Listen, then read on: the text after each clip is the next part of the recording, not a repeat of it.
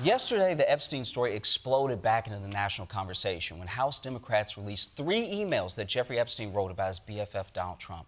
But Donald Trump has the entirety of the GOP behind him. And you know these world-class strategists have a plan for getting this story off the front page. As part of the Republican response to the selective and limited release of emails by the Democrats, Republicans stepped up and put out 20,000 pages of Jeffrey Epstein-related documents. Oh, no!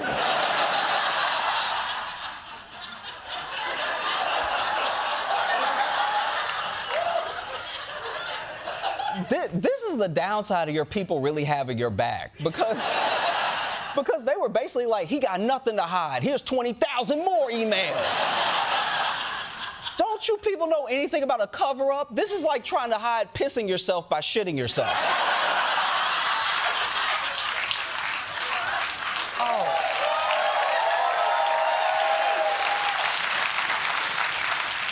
Trump's people spent a year saying there are no Epstein files. Now there's 20,000 pages, and those still aren't the files. What happened? There's now more pages of Trump-Epstein lore than Batman and Superman crossover. And look, these 20,000 pages weren't all about crimes. A lot of it was just weird bro shit about women that they dated. Epstein says in these emails that he could produce photos of Donald and girls in bikinis in my kitchen. Epstein claims that he and Trump had dated the same woman back in the 1990s, saying, my 20-year-old girlfriend in 1993, that after 2 years I gave to Donald. Man, I'm glad Hillary killed that guy.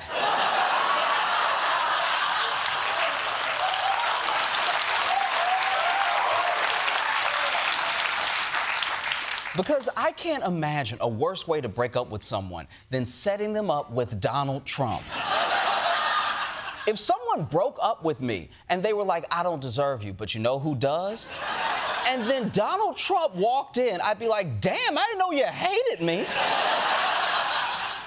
And by the way, just as a side note, the woman people say Epstein might be referring to is a Norwegian cosmetics heiress whose name, and I am not making this up, is Selena Middlefart.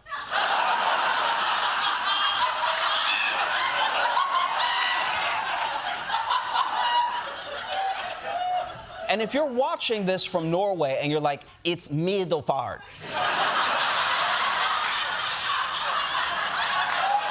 that is basically what I just said. Now, she has denied that she ever dated either of them, which I get. But more importantly, how is Selena Middlefart a real name? It sounds like a bad spy name. Like if you were a spy and you broke into a super secret security office, and right after you grabbed the disc or whatever, you turn the corner, and then there's someone looking at you, and they say, who are you? And you haven't thought that far. And you almost say Selena Gomez, but you know that's not going to work. So you're like, Selena, and you get nervous when you're, trying to come up with a name and it makes you fart in the middle of your sentence. So you're like, Selena Middlefart. And then that guy is just like, oh, okay, do you know where the bathroom is? But these emails don't just show their friendship. They show their frenemy-ship. And after their bromance ended, Epstein really showed that hell hath no fury like a pedophile scorned. He says Trump is borderline insane. He says Donald Trump is effing crazy. Maybe Donald Trump has early dementia. Rumler says Trump is so gross. And Epstein responds, worse in real life and up close. Damn. A pedophile called you all that? That's wild. It would be like if the devil came out and said, y'all, Diddy gross, okay? We were alone for 5 minutes. You know, he tried to kiss me. And when I pushed him away, he hit me with a water balloon full of baby oil. I don't even know what that's for. This is one of the many reasons being friends with a pedophile is a lose-lose situation. Because as a character witness, if they're like, this guy's disgusting and I'm a pedophile, that's bad. But on the flip side, if they're like, yeah, I know him, he's a pretty good hang, that's also horrible. It's why you should choose your friends wisely, because remember, if you do something embarrassing in front of a friend, that's a memory. But if they turn on you, it becomes ammo. Epstein suggesting reporters ask my houseman about Donald almost walking through the door, leaving his nose print on the glass as young women were swimming in the pool, and he was so focused, he walked straight into the door.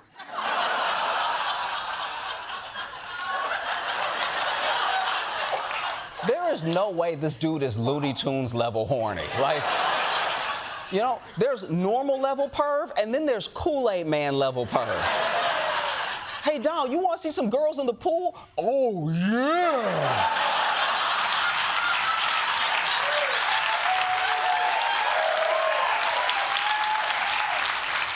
And look, also, I'm not saying Trump has a micro penis. But it's weird he got all horned up and his nose hit the glass first.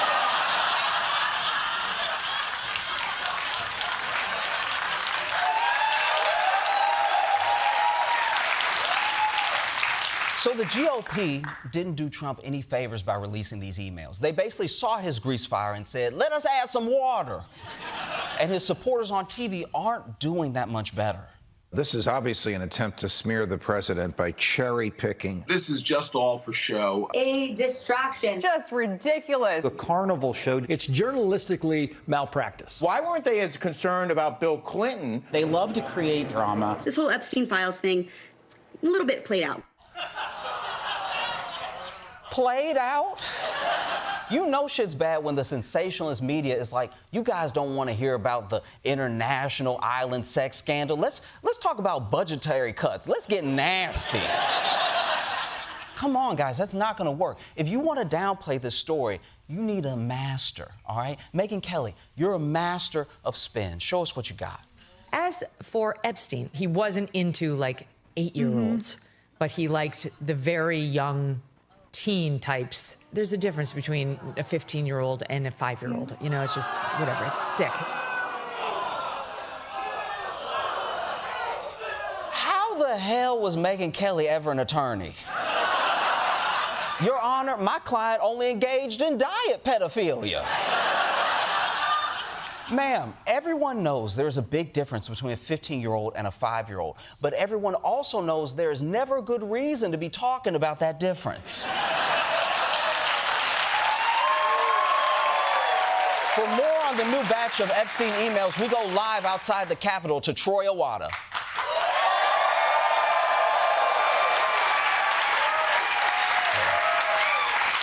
Troy, you've been going through all the emails. What have you learned? I'll tell you what I've learned, Josh. I've learned Jeffrey Epstein is a sick, sick man, and he has some of the most disturbing grammar I've ever seen.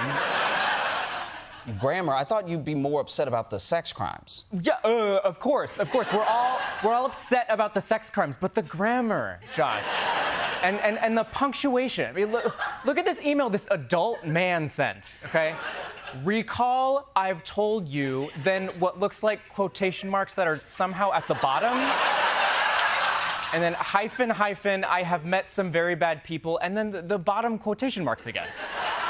Like, where is he getting this punctuation from? Do pedophiles have a special keyboard? Or, like, is he putting his keyboard in a bag and just shaking it around? I agree that's weird, but I don't think that's the takeaway here. Yeah, of course not. Of course not. No, sex crimes are bad. Everyone knows that. But, like, they're not the only crimes being committed here.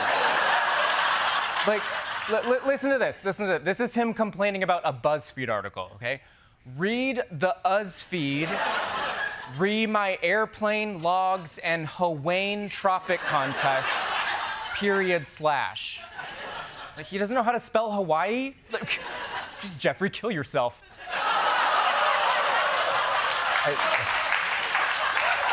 He already did. Oh, good. Okay, Good. Troy, so yes, the / is weird, but the punctuation is not as important as Jeffrey Epstein trafficking people. Okay, well, clearly he never trafficked Strunk and White, if you know what I mean. No, I don't know what that means. You don't know Elements of Style by William Strunk Jr. and E.B. White? Okay. All right, tell me you're a pedophile without telling me you're a pedophile. Dude! Sorry. It's just upsetting, okay? I mean, look at this invitation to the Epstein Island he sent. Deck, space, visit me Caribbean. Like, What happened to the language of hospitality? Like, why isn't it, would you care to meet me in the Caribbean for sex crimes this December, good sir? You know, not visit me, Caribbean. Like, who wrote this? Cookie Monster? Fine, you're right. It's a problem. It is. And, you know, it's part of a much bigger problem. Illiteracy is at an all-time high in America. And this is about more than just spelling or sex crimes, you know? This is only about sex crimes. No, it's about paying our teachers what they are worth. It is about fostering a love of learning in our children so that when these children grow up and commit crimes, whatever crimes they choose to commit, they will at least be able to f***ing spell. Wow, that's so inspiring. You're right, Troy. We need to focus our time and resources on those who matter most. On those whom matter, Josh. That's definitely incorrect. Troy Iwata, everyone.